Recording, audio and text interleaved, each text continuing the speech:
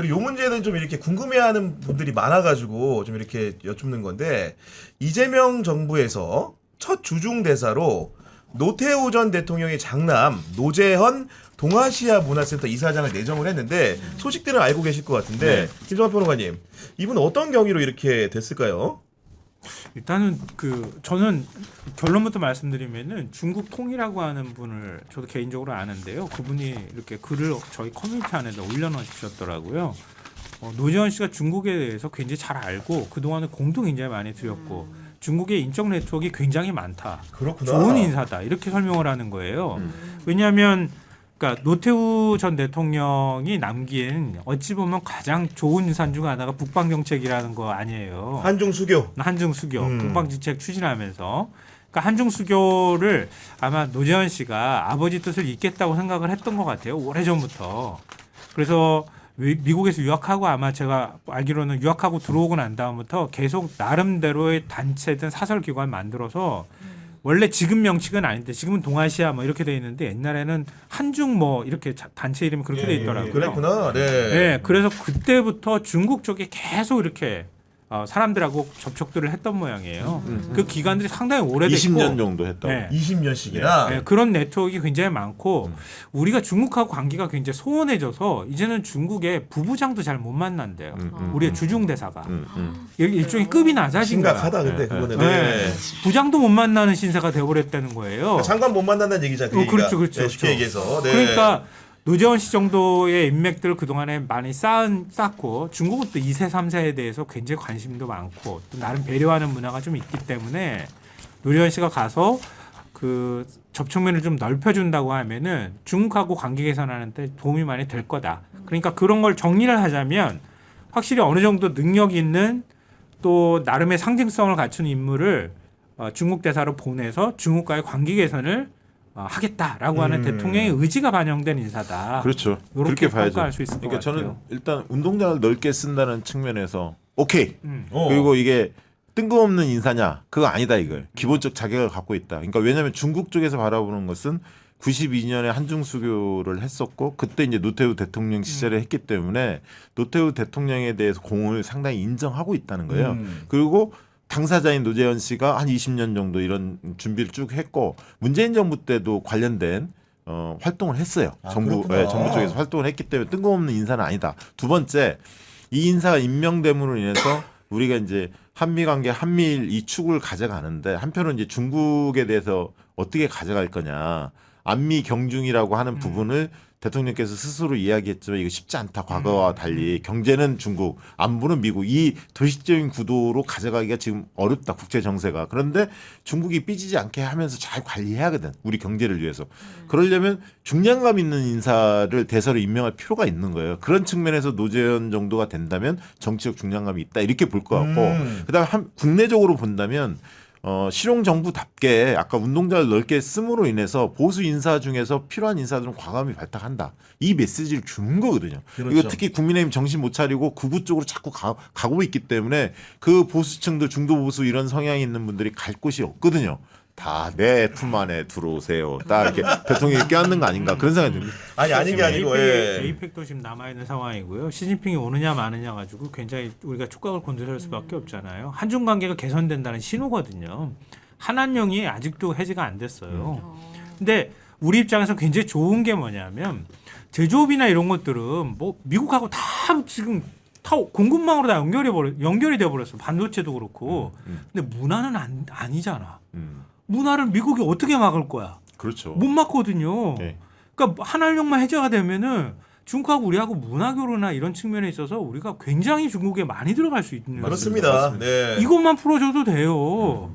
그러니까 그런 면에 있어서는 지금 노재헌 씨가 가서 자기 기존의 인맥 활용하고 또 시진핑의 역할들만 끌어내줄 수 있다고 한다면 우리 입장으로서는 뭐 제조까지는 아니라 하더라도 문화적인 측면에서 굉장히 큰 이익을 얻을 수 있다. 엔터 기업들의 주식의 향방이 살거 노재헌으로 인해서 이게 좀 뚫릴 수도 있습니다. 그럼 그쪽으로 좀 투자를 해야 되나요? 오윤희 씨가 그 냄새를 못 맡아. 중국에서 데뷔하세요 가수로 그냥. 오늘 예. 하이브입니다. 가수로. 다음 주에 방시혁 소환이래. 원래 이렇게 소환되잖아요.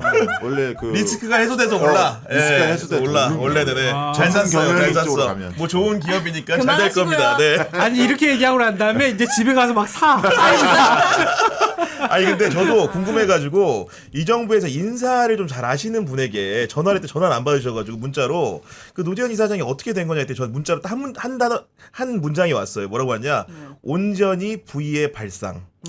이렇게 왔고 와. 그다음에 궁금해가지고 이제 이분이 어떤 일화가 있는지 알아보니까 생각보다도 사람 관계에 진심인 분이더라고. 예를 들면은 2021년 10월에 노태우 전 대통령이 돌아가셨을 때 장례를 치르면서 당연히 상주 아닙니까 장남이니까 많은 정치인들이 왔는데 제가 이제 박병석 국회의장 사례를 전해드리는 건데 왔다 갔더니 간 다음에 자기 친필로 감사장을 써서 보냈더래. 근데 그 전까지 보면 그런 경우가 흔하진 않은데 너무 고마웠다는 거고 이재용 이제 삼성전자 회장 유명한 게 자기 이제 이건희 회장 돌아가셨을 때도 마찬가지로 정계 관료들한테도 전화를 했다는 거예요. 전화하는 것도 대단하다고 생각했는데 얘는 한술 더 떠가지고 자필 편지를 보내는구나. 우와. 이런 정도로 사람 관계에 진심인 부분이 있기 때문에 아마도 주변 사람들한테 그런 세평 자체가 나쁘지 않았을 거다. 이런 얘기 하더라고요 보니까. 그리고 네. 5.18 관련해서도 아버지의 잘못을 반성하고 공개적으로 그렇죠. 네. 그런 면도 있죠. 전두환 자제분들이랑 너무 비교가 많이 되네요.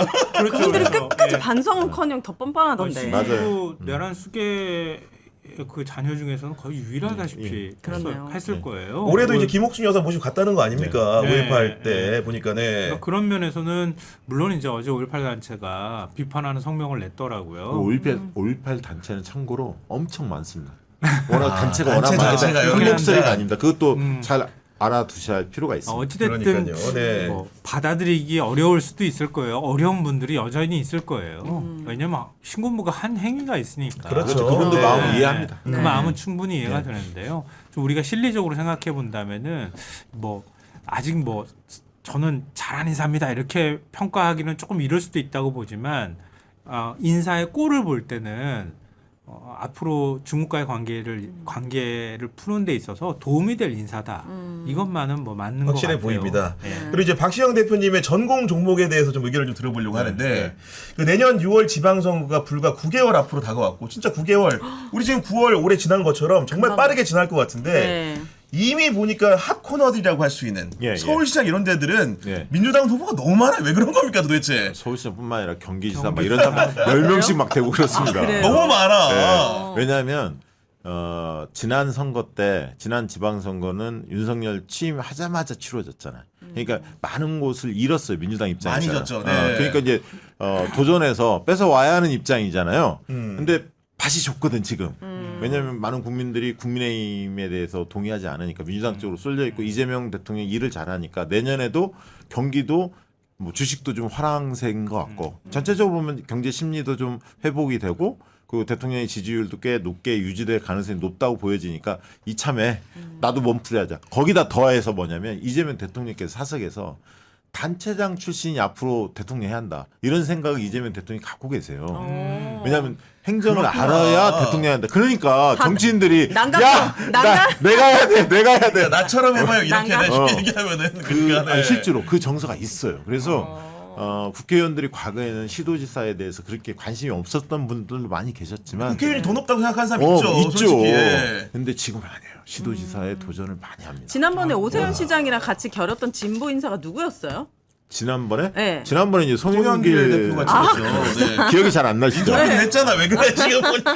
그래서 지금 서울시장만 놓고 보면 뭐 엄청 너무 많죠. 많아, 너무 그러니까 많아. 예를 아, 들면 진짜. 그 정청래 당대표나 김민석 총리 이야기도 나오지만 뭐 박주민, 전현희, 뭐 그다음에 박홍근, 홍익표 뭐 등등등 정원 우상호 수석 얘기도 누가 나오는데 보니까, 우상호 네. 수석은 이제 수석이요? 강원도 쪽 강원도. 강원도지사 얘기가 나오죠. 근데 과연 정청래 당대표가 도전할까? 저는 조금 아닐 그건 가능성이 있다. 어렵죠. 왜냐하면 네. 이번에 잘하시면 또 바로 7월인가 8월 달에 당대표 선거 또 있거든요. 맞아요. 2년짜리.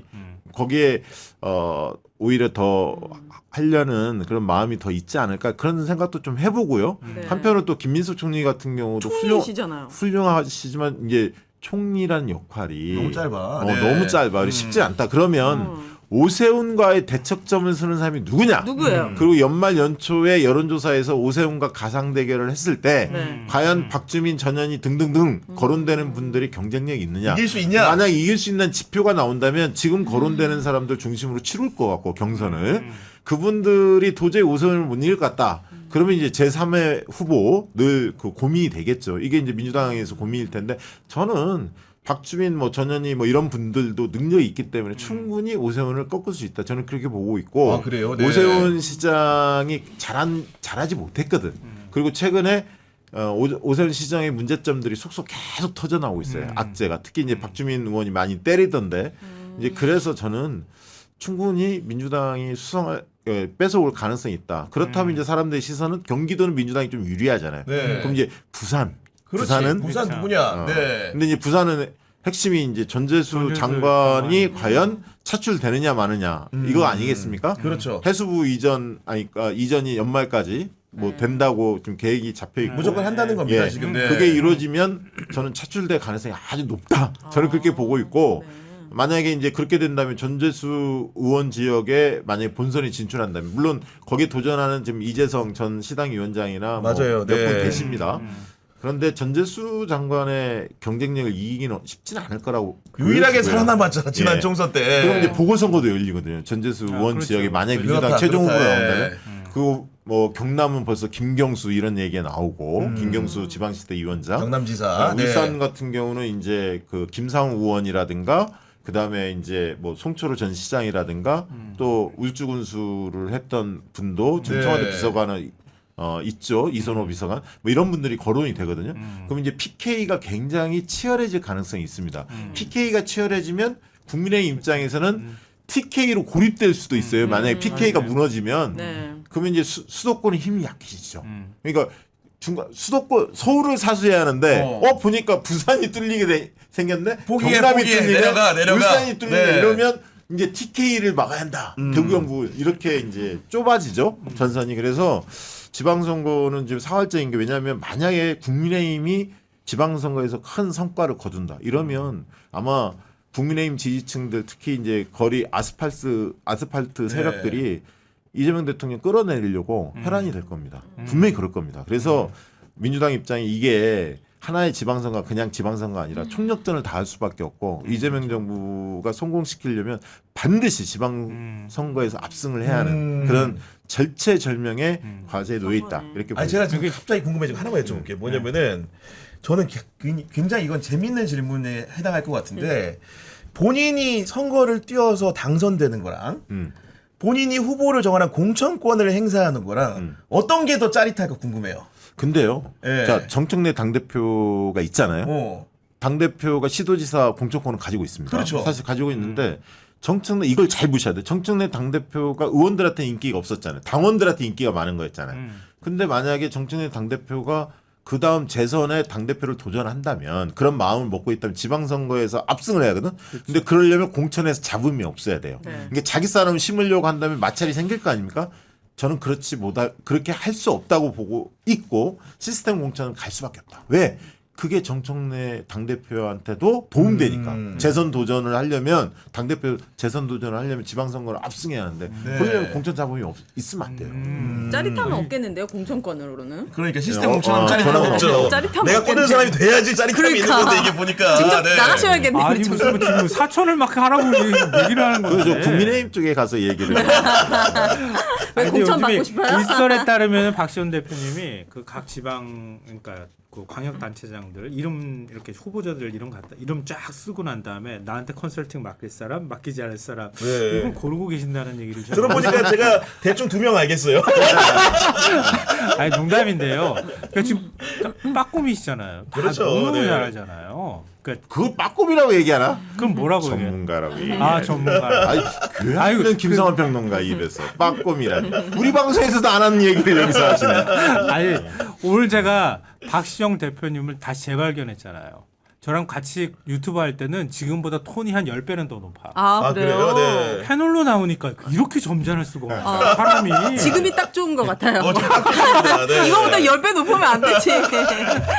아니 그리고 지금 많은 분들이 이제 우리가 변수 중에 하나로 거론하는 것은 그 쉽게 얘기해서 범여권이란 지역 내에서 보면 조국 비대위원장 그리고 이제 그 야권 진영에서 보면은 한동훈 전 대표가 이번 지방선거에서 어떻게 출마를 하느냐 마느냐 이것도 어쨌든 간에 변수는 될 수 있지 않습니까? 변수 될 수 있는데 일단 한동훈 전 대표는 장동혁 대표가 공천은 안 줄 것 같고요. 일단 저는 그렇게 보고 단순하게. 두 번째는 경쟁력이 별로 없어요. 왜냐하면 국민의힘 지지층이 흔쾌하게 지지하지 않거든. 그래서 본선에서도 투표를 안 할 가능성도 있고 민주당 후보를 지지할 가능성도 있습니다. 그래서 저는 한동훈의 재기는 쉽지 않다. 쉽지 않다. 이렇게 보고 네. 조국 비대위원장 이제 임명됐다는 거죠. 조국 비대위원장도 쉽지 않다. 쉽지 않다. 그 지방선거에서 예를 들면 뭐 서울시장이라든가 뭐 경기도지사, 뭐 부산시장 얘기도 뭐 이렇게 나오는데. 나올 수 있는 네. 부산시장 도전 의지가 있다면 모를까 서울 경기에서 민주당이 조국혁신당한테 양보할 가능성 거의 없다고 보고요.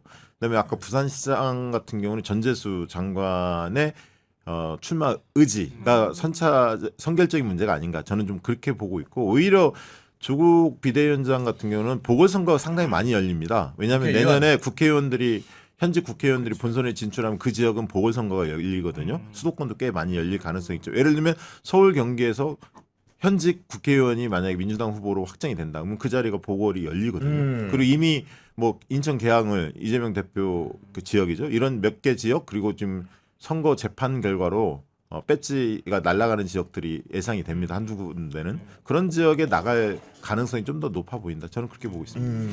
뭐 조국 위원장은 지금 좀 실현의 계절을 보내야 될 거예요. 그렇게 쉽게 지지율이 잘 안 오를 것 같거든요. 그러니까 조국 혁신당은 앞으로 어떤 걸 지향하는 정당인지 또 조국 혁신당은 이재명 대통령하고 각을 세울 수는 없기 때문에 앞으로 당으로서 어떤 역할을 할 것인지에 대한 확실한 어떤 각인 효과 같은 걸 만들어주지 네. 않으면 지지율이 그렇게 많이 안 오를 것 같아요. 결국은 나중에 가서 올해 연말 좀 지나고 나면 또 통합 얘기 나오지 않을까 이런 생각도 들거든요. 그러니까 상황을 좀 봐야 될 것 통합 같아요. 얘기를 지금부터 해야 한다고 봅니다. 사실. 그러니까 너무 늦게 늦게 하면 하면 하기 그건 어려울 굉장히 거예요. 전략적으로 보이는데 연말 내. 네, 그러니까 여론조사도 최근에 나왔어요. 통합에 대해서 맞아요, 양당 맞아요. 지지층이 어떻게 반응하는지 아, 최근에 그래요? 예, 조사 한겨레가 네, 분석한 조사했죠. 게 있었어요. 그러니까 네. 정확한 수치는 기억 안 나죠. 민주당 지지층은 찬성이 한 50% 수준이고 오. 반대가 제 기억으로 한 30% 선? 민주당 지지층이 좀 더 그래서 적극적으로. 이제 예를 들면 잘 모르겠다는 층이 유보층이 꽤 있고요. 한 20-30%. 그리고 조국혁신당도 찬성이 반대보다 약간 높은 정도? 40% 대. 예, 40대 뭐 30몇 뭐 이런 정도였던 것 같아요. 그렇구나. 기억. 네. 근데 이제 통합 논의가 저는 개인적으로 저희 방송에서 말씀드렸지만 하는 게 맞다. 통합이. 왜냐하면 이재명 대통령한테 별로 도움이 안 돼요. 이 지지자들 간의 갈등이 갈수록 심해질 겁니다. 왜냐하면 지방선거 끝나더라도 조국 대표에 대해서 못마땅하는 민주당 지지자들은 차기 대선을 앞두면 또 그 부분에 대해서 더 이게 좀 그러니까요. 격하게 반응하실 거거든요. 그러면 계속 안에서 이런 문제 갖고 찌그락찌그락하면 오히려 더 큰 과제에서 힘을 모아야 하는데 앙금이 쌓이면 쌓일수록 커질 수가 있거든요. 그래서 저는 이 부분에 대한 지도자 양당의 지도자들이 만나서 결단해야 하는데 물론 중요한 건 이제 당원들의 마음이겠죠. 그게 먼저 어떻게 형성되느냐가 중요할 거라고 보입니다. 알겠습니다.